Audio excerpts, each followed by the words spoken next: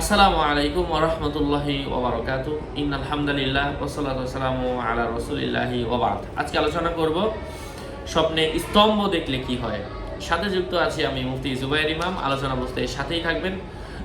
যারা এখনো চ্যানেলটি সাবস্ক্রাইব করেননি, সাবস্ক্রাইব করতে ভুলবেন না। ভেরিফাই চ্যানেলের ডেসক্রিপশন বক্সে ক্লিক করলে পেজ এবং আইডি আসবে। এটা ছাড়া আলাদা অন্য কোনো পেজ নেই, আইডি নেই, ইমো নেই, হোয়াটসঅ্যাপ নেই, টিকটক নেই। নাম ছবি রেখে বিভ্রান্ত হওয়া যাবে না। প্রত্যেক ভিডিওতে আলাদা আমি সাবধান করি, সতর্ক করি। স্বপ্নে কোনো স্তম্ভ, কোনো স্থপতি, কোনো ভবন দেখার ব্যাখ্যা কি, আলোচনা বুঝতে সাথেই থাকবেন। যারা এখনো চ্যানেলটি সাবস্ক্রাইব করেননি, সাবস্ক্রাইব করতে ভুলবেন না। স্তম্ভ এটা সব ধরনের নির্ভরযোগ্য বস্তুর অর্থ বহন করে। কোনো স্তম্ভকে স্থানচ্যুত হয়ে ভিত্তি থেকে পড়ে যাওয়ায়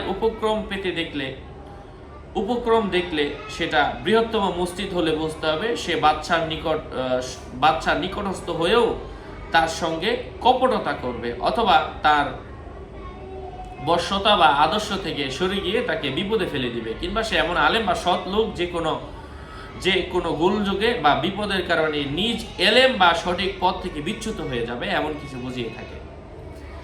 স্তম্ভটি আঞ্চলিক মসজিদের মধ্যে যদি হয় এবং সে যদি ওই মসজিদের ইমাম হয়ে থাকে, এর অর্থ হচ্ছে সে নিজে সম্মানিত ব্যক্তি হওয়ার সম্ভাবনা রয়েছে।